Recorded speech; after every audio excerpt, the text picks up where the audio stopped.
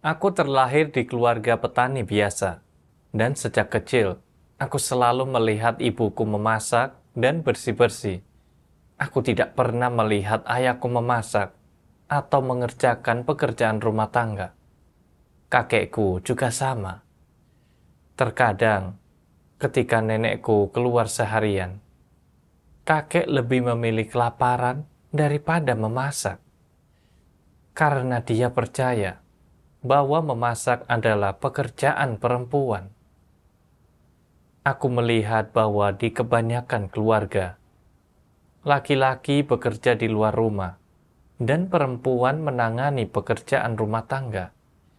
Perempuan memasak di rumah, sementara laki-laki sibuk bekerja di luar. Setelah aku menikah, istriku dengan sendirinya mengurus semua pekerjaan rumah tangga.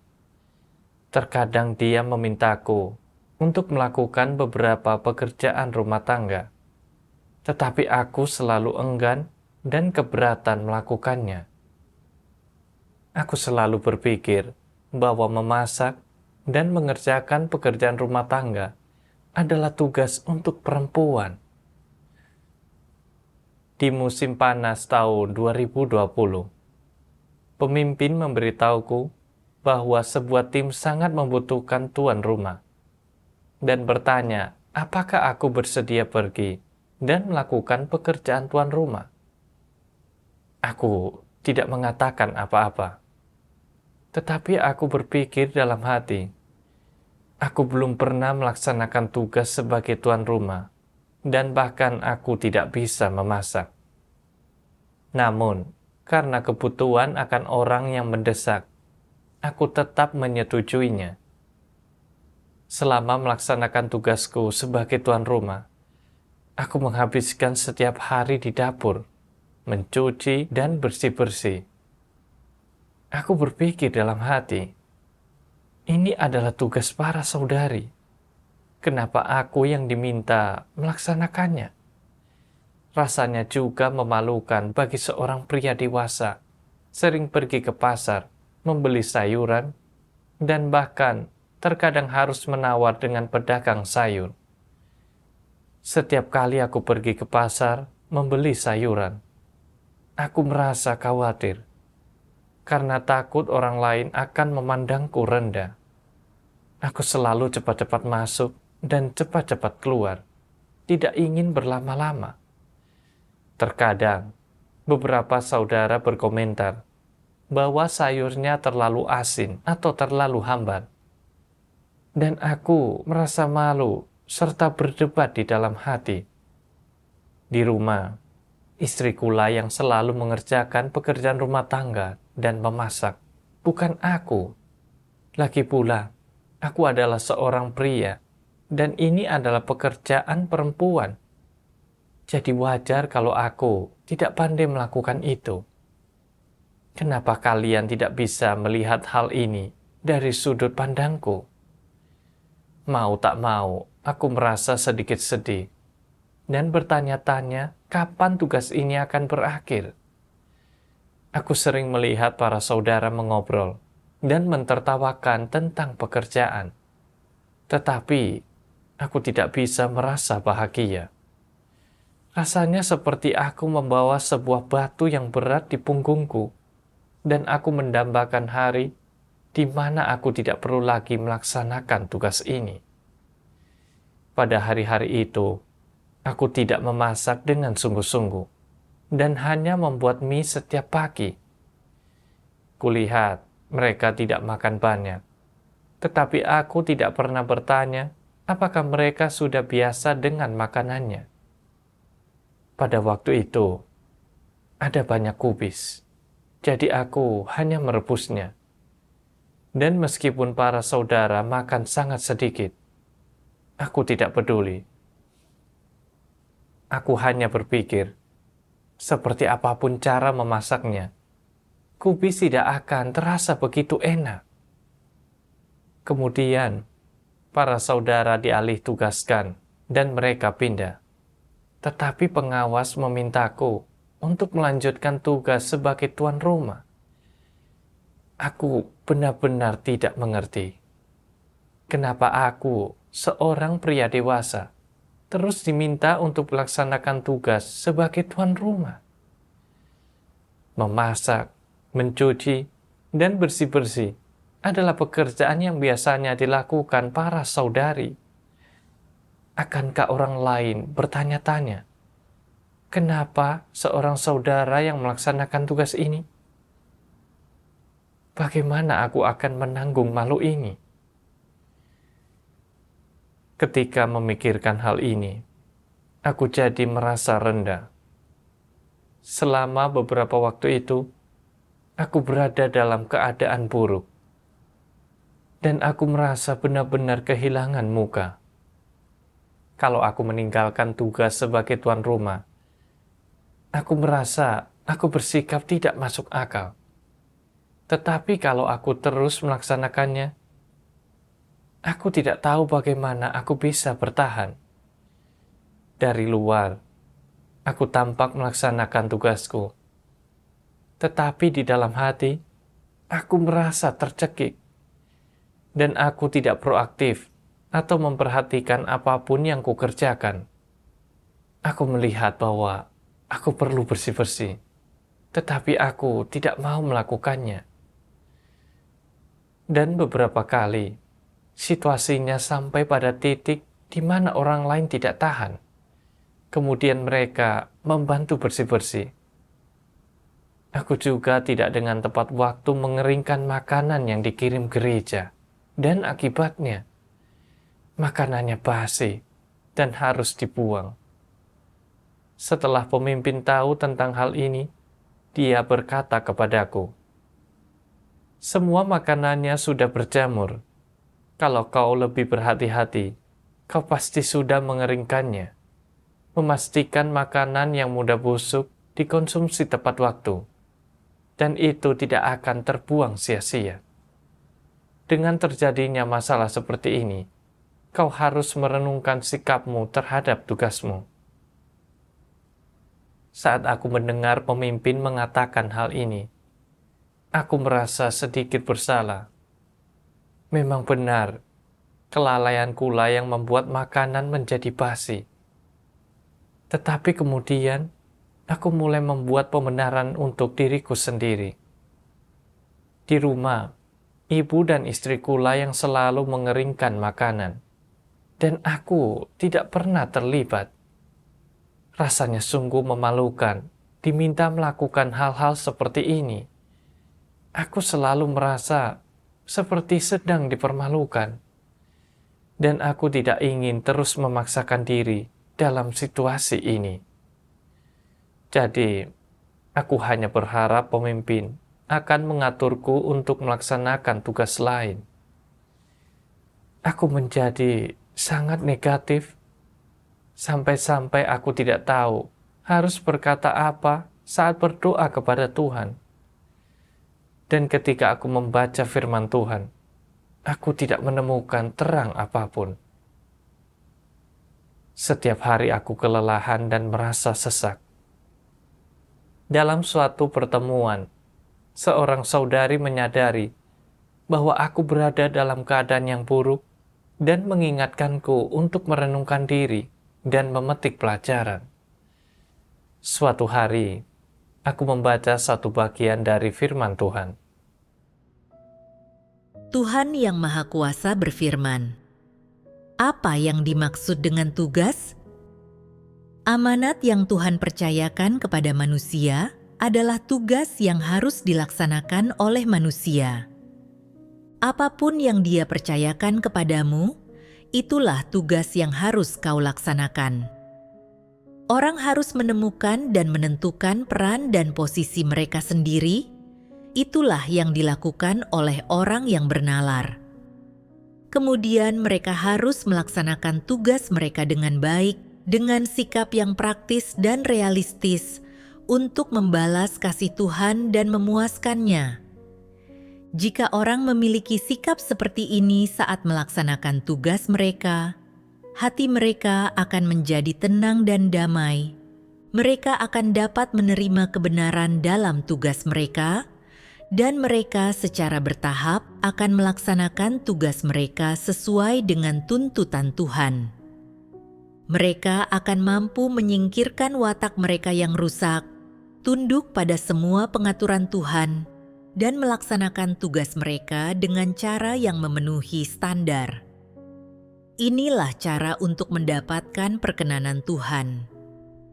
Jika engkau benar-benar dapat mengorbankan dirimu untuk Tuhan dan melaksanakan tugasmu dengan pola pikir yang benar, pola pikir yang mengasihi dan memuaskannya, engkau akan dipimpin dan dibimbing oleh pekerjaan Roh Kudus, engkau akan bersedia menerapkan kebenaran dan bertindak sesuai prinsip saat melaksanakan tugasmu, dan engkau akan menjadi orang yang takut akan Tuhan dan menjauhi kejahatan. Dengan cara ini, engkau akan sepenuhnya hidup dalam keserupaan dengan manusia sejati. Kehidupan orang berangsur-angsur bertumbuh saat mereka melaksanakan tugas. Mereka yang tidak melaksanakan tugas tidak dapat memperoleh kebenaran dan hidup, berapa tahun pun mereka telah percaya, karena mereka tidak memiliki berkat Tuhan. Tuhan hanya memberkati mereka yang dengan tulus mengorbankan diri mereka baginya, dan mereka yang melaksanakan tugas mereka sesuai dengan kemampuan mereka.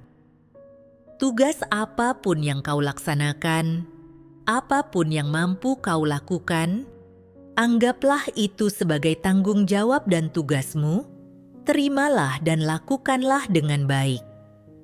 Bagaimana engkau melakukannya dengan baik? Dengan melakukannya tepat seperti yang dituntut Tuhan, dengan segenap hatimu, dengan segenap pikiranmu, dan dengan segenap kekuatanmu. Engkau harus merenungkan firman ini dan mempertimbangkan bagaimana engkau dapat melaksanakan tugasmu dengan segenap hatimu. Dari firman Tuhan, aku menyadari bahwa apapun amanat yang diberikan kepada manusia, mereka harus memperlakukannya sebagai tanggung jawab dan tugasnya, serta harus melaksanakannya dengan sepenuh hati dan pikirannya. Hanya ketika pola pikir mereka terfokus untuk memenuhi maksud Tuhan dalam tugasnya, barulah mereka dapat memperoleh perkenanan Tuhan. Namun, aku berpikiran bahwa tugas sebagai tuan rumah adalah tugas untuk para saudari. Dan karena aku adalah seorang saudara, aku tidak seharusnya melaksanakan tugas ini. Aku merasa bahwa diminta melaksanakan tugas sebagai tuan rumah berarti aku diremehkan dan dipandang rendah. Karena sudut pandang yang salah seperti itu, aku sama sekali tidak memiliki rasa kesungguhan atau tanggung jawab terhadap tugasku. Dan saat melayani para saudara, aku selalu hanya membuat mie atau merebus kubis. Aku melihat para saudara tidak menyukainya. Tetapi aku tidak terpikir untuk mengganti resep demi memastikan mereka bisa makan dengan baik dan kenyang. Aku tidak bersih-bersih dengan tepat waktu dan tidak menangani makanan yang dikirim gereja tepat waktu sehingga akhirnya basi. Dari mana aku bisa dibilang melaksanakan tugasku dengan sepenuh hati dan kekuatanku? Jelas aku bersikap lalai dan asal-asalan. Aku tidak menghargai kesempatan yang diberikan gereja kepadaku untuk melaksanakan tugasku. Dan aku terus mengeluh, merasa enggan, dan hanya menjalani rutinitas. Hal ini pasti benar-benar membuat Tuhan sedih dan kecewa. Jika aku tidak berubah, pada akhirnya aku akan kehilangan kesempatanku untuk melaksanakan tugas. Setelah menyadari hal ini, aku bertekad bahwa mulai saat itu, aku bersedia menerapkan firman Tuhan dan melaksanakan tugasku sebagai tuan rumah dengan bersungguh-sungguh. Jadi, aku mulai belajar memasak, lebih aktif dalam bersih-bersih, dan aku berusaha sebaik mungkin untuk menangani segala sesuatu yang berkaitan dengan tugasku sebagai tuan rumah dengan baik. Kemudian, aku membaca beberapa firman Tuhan dan memperoleh pemahaman tentang akar penyebab dari penentanganku yang terus-menerus terhadap tugas sebagai tuan rumah. Tuhan Yang Maha Kuasa berfirman, "Jika engkau diberi tugas untuk dilaksanakan dan awalnya engkau tidak mampu tunduk, sejauh mana engkau mampu tunduk sekarang? Sebagai contoh, katakanlah engkau adalah seorang saudara dan engkau diminta untuk memasak dan mencuci piring bagi saudara-saudari yang lain setiap hari. Apakah engkau akan mampu tunduk? Mungkin engkau akan mampu dalam jangka pendek, tetapi apakah engkau akan mampu tunduk jika engkau diminta untuk melaksanakan tugas ini dalam jangka panjang?" Aku akan mampu tunduk jika aku hanya harus melaksanakan tugas ini sesekali. Jika untuk jangka waktu yang lebih lama, aku mungkin tidak akan mampu. Ini menunjukkan bahwa engkau tidak memiliki ketundukan. Apa yang menyebabkan orang tidak memiliki ketundukan? Itu karena orang-orang menyimpan gagasan tradisional di dalam hati mereka.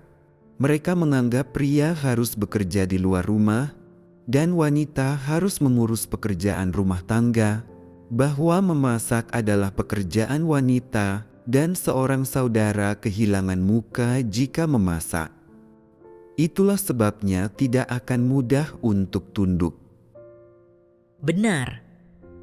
Orang-orang jatuh ke dalam diskriminasi gender dalam hal pembagian kerja. Pria berpikir, kami, para pria, seharusnya berada di luar sana untuk mencari nafkah. Pekerjaan rumah tangga seperti memasak dan bersih-bersih sebaiknya dilakukan oleh wanita. Kami tidak seharusnya dipaksa melakukan hal itu. Namun, sekarang ini adalah keadaan khusus dan engkau sedang diminta untuk melakukannya. Jadi, apa yang kau lakukan? Kesulitan-kesulitan apa yang harus kau selesaikan agar engkau dapat tunduk? Inilah inti masalahnya. Engkau harus mengatasi diskriminasi gendermu. Tidak ada pekerjaan apapun yang harus dilakukan oleh pria, dan tidak ada pekerjaan apapun yang harus dilakukan oleh wanita.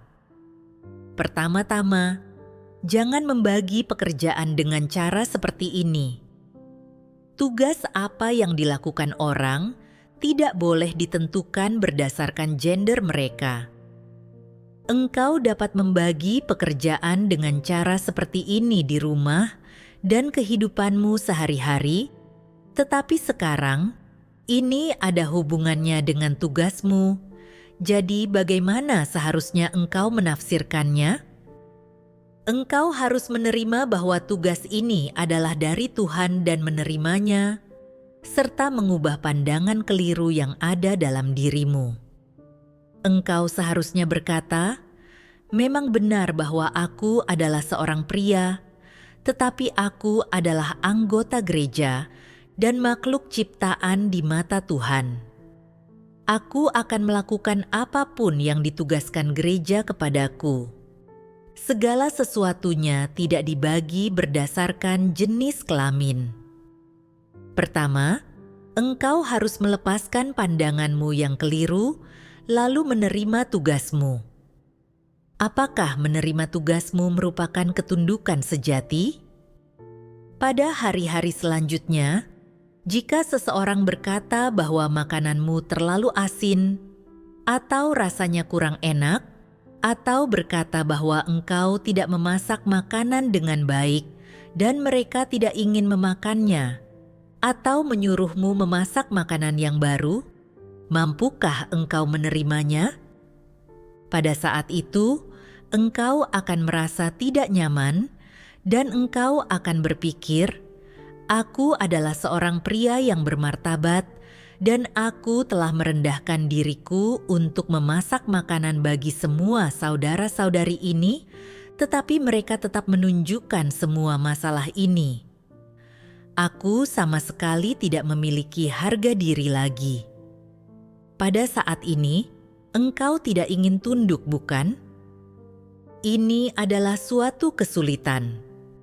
Setiap kali engkau tidak dapat tunduk, itu disebabkan oleh watak rusak yang tersingkap dengan sendirinya dan menyebabkan masalah, serta membuatmu tidak mampu menerapkan kebenaran dan tunduk kepada Tuhan. Beberapa pria memiliki pemikiran chauvinistik ini. Mereka meremehkan pekerjaan rumah tangga seperti mengurus anak, mencuci pakaian, memasak, dan bersih-bersih, serta tidak bersedia melakukan hal-hal ini. Sekalipun mereka melakukannya dengan agak enggan, takut orang lain akan memandang rendah mereka. Mereka berpikir, "Jika aku selalu melakukan tugas-tugas rumah ini, apa bedanya aku dengan seorang wanita? Bukankah ada masalah dengan cara berpikir mereka?" Di beberapa provinsi di Tiongkok, para pria sering mengenakan celemek dan memasak. Ketika para wanita pulang dari bekerja, para pria menyajikan makanan untuk mereka. Para wanita menganggap wajar memakan makanan yang telah disiapkan untuk mereka ini, dan para pria menganggap wajar memasaknya, tidak pernah merasa malu akan hal ini. Orang-orang dari daerah tertentu sangatlah chauvinistik. Ini tidak dapat disangkal, merupakan hasil dari pembelajaran dan pembiasaan, serta pengaruh keluarga mereka. Jadi, apakah pembelajaran dan pembiasaan ini telah merugikanmu atau menguntungkanmu? Hal ini telah sangat merugikan orang. Pemikiran dan sudut pandang yang orang tua mereka tanamkan bersinggungan dengan aturan hidup paling mendasar dan paling sederhana, serta pandangan keliru tertentu tentang orang lain. Ringkasnya, semua ini merupakan pembelajaran dan pembiasaan yang keluarga tanamkan dalam pemikiran orang. Sebesar apapun pengaruhnya terhadap kehidupan seseorang, selama perjalanan mereka percaya kepada Tuhan, dan selama mempertahankan kelangsungan hidup mereka, atau sebanyak apapun kesulitan dan ketidaknyamanan yang ditimbulkannya, pada hakikatnya, semua itu berkaitan erat dengan didikan ideologis dari orang tua mereka. Setelah membaca firman Tuhan, aku memahami bahwa perasaan tertekan dan penderitaanku dalam melaksanakan tugas sebagai tuan rumah, serta kurangnya ketundukanku sebagian besar, disebabkan oleh pandangan keliru. Laki-laki harus bekerja di luar rumah, dan perempuan mengurus urusan rumah. Dahulu, kami bekerja di ladang di kampung halaman, dan setelah bekerja di luar, ibu dan istriku biasanya pulang, dan masih harus mencuci pakaian, memasak, dan memberi makan hewan. Mereka begitu sibuk sampai-sampai mereka kewalahan. Aku melihat ini, tetapi tidak pernah membantu.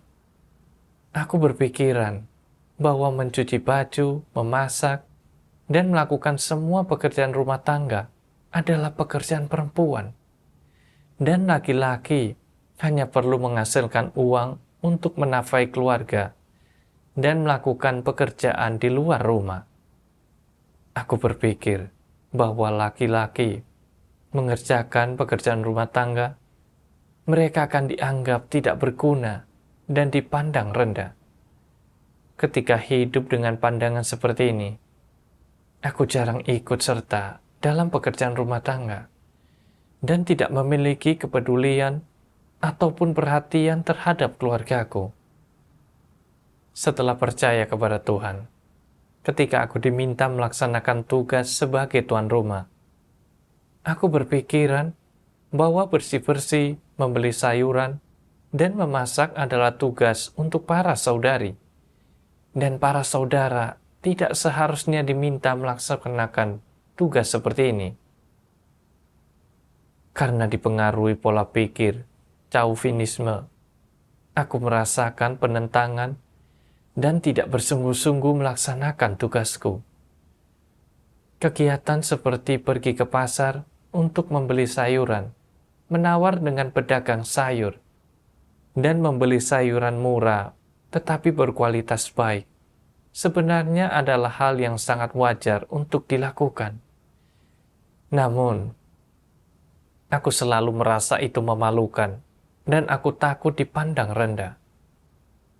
Saat memasak, aku hanya memasak sesuka hatiku, tanpa sedikit pun memikirkan apakah para saudara terbiasa dengan masakannya.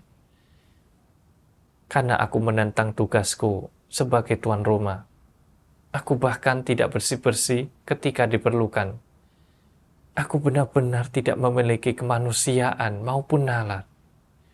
Pola pikir Chauvinisme ini telah sepenuhnya membengkokkan pikiranku.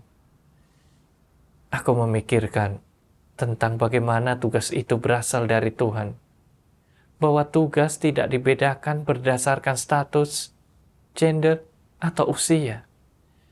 Dan aku seharusnya menerima bahwa tugas itu adalah dari Tuhan, memperlakukannya sebagai tanggung jawab yang patut dihargai dan dijalani dengan kasih, mengabdikan diriku dengan setia dalam tugasku, serta menyenangkan Tuhan.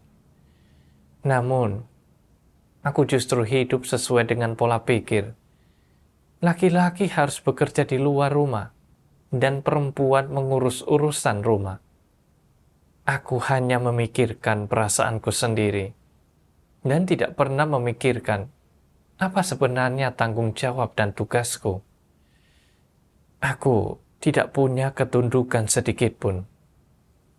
Bukankah aku sebenarnya sedang menentang Tuhan dalam hal ini?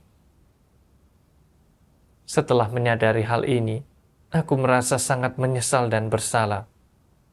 Lalu, aku pun datang ke hadirat Tuhan dan berdoa. Tuhan, aku telah dikendalikan oleh pola pikir laki-laki harus bekerja di luar rumah dan perempuan mengurus urusan rumah, tanpa sama sekali tunduk dalam melaksanakan tugasku sebagai tuan rumah. Dan aku terus-menerus menentangmu. Aku sudah sangat tidak masuk akal.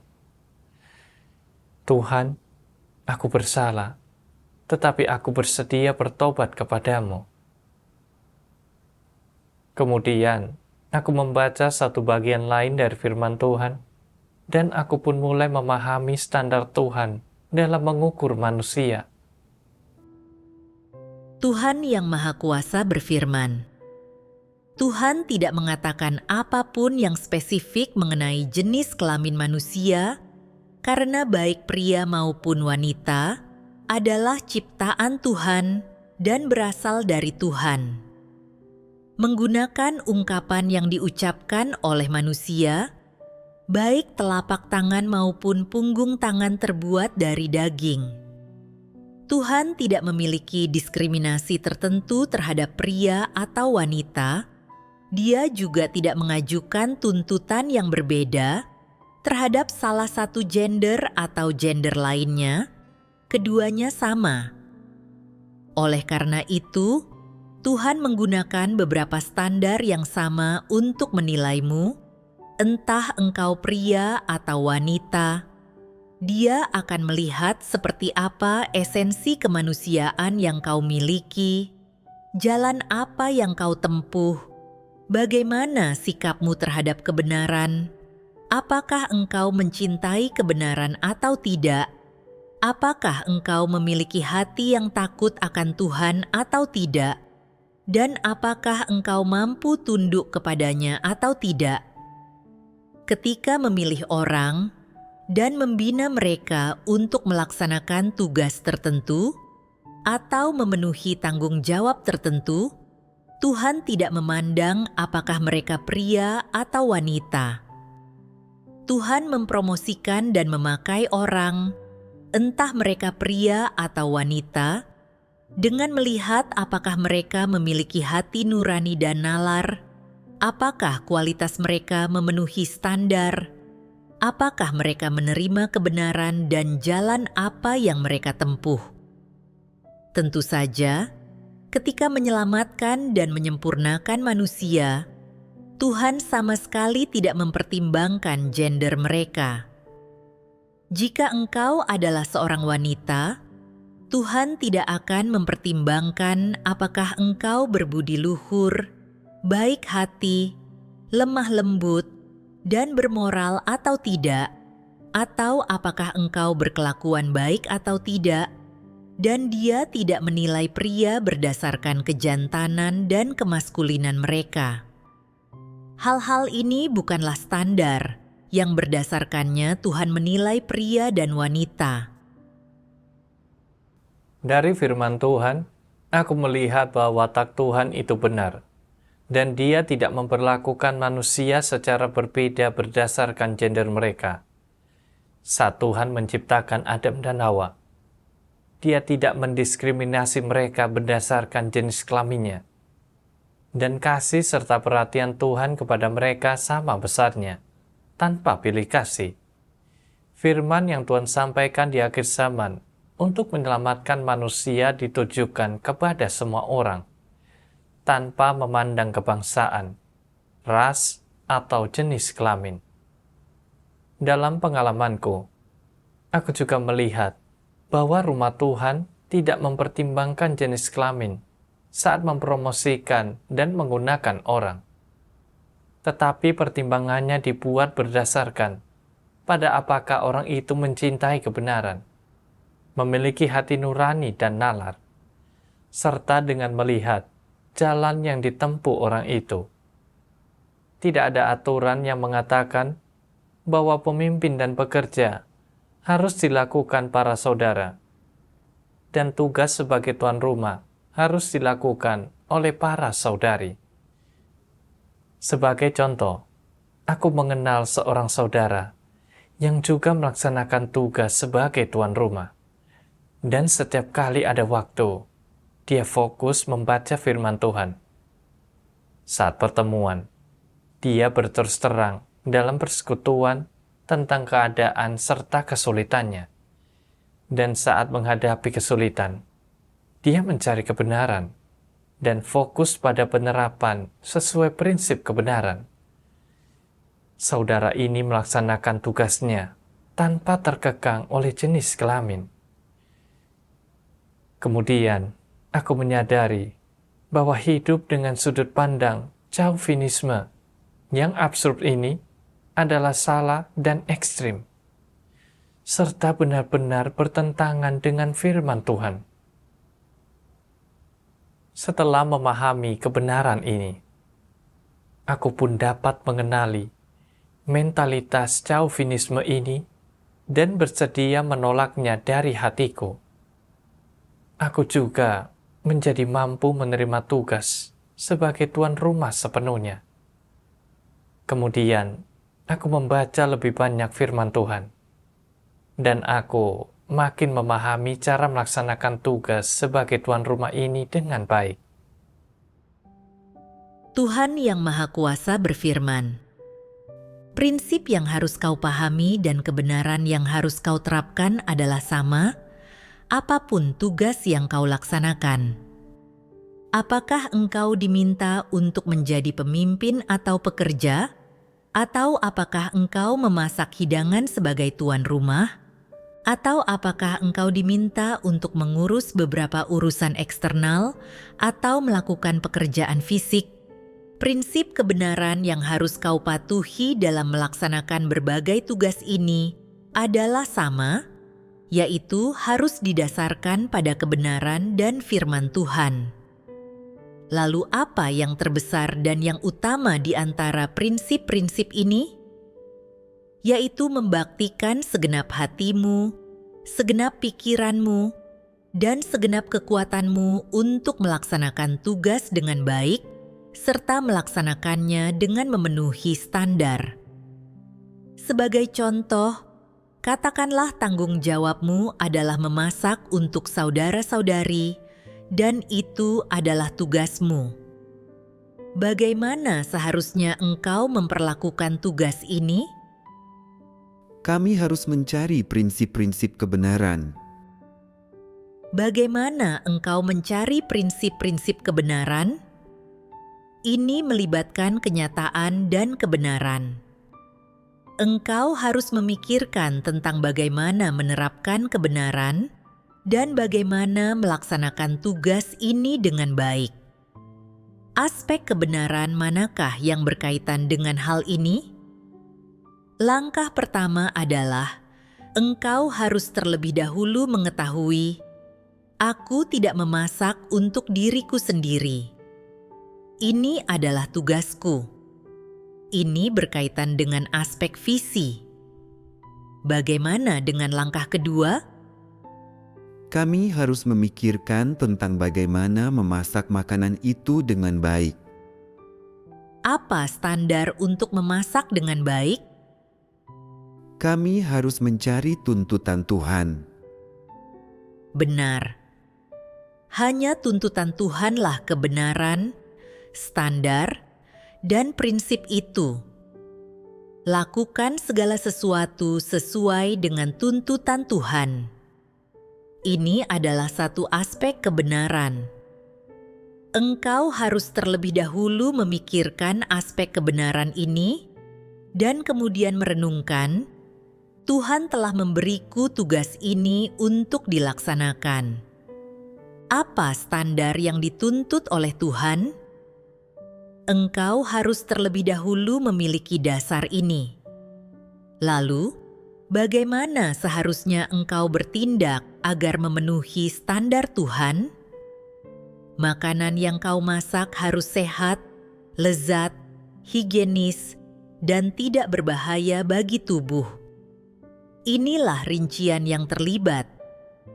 Selama engkau bertindak berdasarkan prinsip ini, makanan yang kau masak akan dibuat sesuai dengan tuntutan Tuhan. Mengapa kukatakan demikian? Karena engkau mencari prinsip-prinsip tugas ini, dan tindakanmu tidak melampaui lingkup yang dibatasi oleh Tuhan. Cara engkau bertindak itu benar. Engkau melaksanakan tugasmu dengan baik, dan engkau melaksanakannya dengan cara yang memenuhi standar. Dari firman Tuhan, aku melihat bahwa apapun tugas yang kita laksanakan, kita harus menerapkannya sesuai dengan prinsip kebenaran. Dan kita harus mencurahkan hati, serta upaya kita untuk melaksanakannya dengan baik, sesuai dengan firman Tuhan. Sebagai contoh, dalam melaksanakan tugasku sebagai tuan rumah, jika makanan tidak disiapkan dengan baik, menyebabkan orang lain tidak ingin memakannya, atau mengakibatkan efek samping pada kesehatan mereka, maka itu berarti aku belum melaksanakan tugasku dengan baik. Dalam hal makanan, aku harus mengeringkan apa yang perlu dikeringkan, dan menyajikan apa yang harus segera dimakan agar tidak terbuang sia-sia. Selain itu, di Tiongkok, negara yang paling keras menentang Tuhan, kami harus selalu waspada dalam melaksanakan tugas kami sebagai tuan rumah, memperhatikan lingkungan sekitar kami, dan memastikan keselamatan saudara-saudari kami. Setelah memahami hal ini, saat aku kembali pergi ke pasar untuk membeli sayuran, aku memikirkan cara untuk membeli produk berkualitas baik dengan harga terjangkau. Dan aku tidak lagi peduli dengan pemikiran orang lain. Aku berprinsip untuk menyiapkan makanan yang lezat, bergizi, dan sehat. Dan untuk hidangan yang tidak kuketahui cara membuatnya, aku akan bertanya kepada saudara-saudariku atau belajar dari video tutorial. Setelah beberapa waktu, keadaan masak-memasak dan kebersihan di rumah meningkat pesat. Kemudian, aku bekerja sama dengan seorang saudara untuk memperbaiki peralatan elektronik. Dan aku berinisiatif untuk memasak dan melakukan pekerjaan rumah tangga. Terkadang, saat saudara-saudari datang ke rumah kami, mereka tidak bisa menahan diri untuk memuji kami dengan mengatakan hal-hal seperti, "Rumah kalian bersih sekali, dan makanan ini terlihat sangat menggugah selera." Setelah mendengar kata-kata ini, aku mengucap syukur kepada Tuhan dari lubuk hatiku. Aku mulai memahami bahwa tugas adalah amanat Tuhan kepada umat manusia, serta tanggung jawab dan kewajiban yang harus kita penuhi tanpa memandang jenis kelamin. Dan kita harus menerimanya tanpa syarat, serta berusaha sebaik mungkin untuk melaksanakannya. Aku juga mulai memahami bahwa tidak peduli tugas manapun yang kita laksanakan, yang terpenting adalah kita mencari kebenaran dalam melaksanakan tugas kita dan mengatasi watak rusak kita. Hal yang terpenting adalah berupaya untuk menerapkan prinsip-prinsip kebenaran. Semua perubahan dan pencapaianku ini adalah hasil dari bimbingan firman Tuhan. Syukur kepada Tuhan.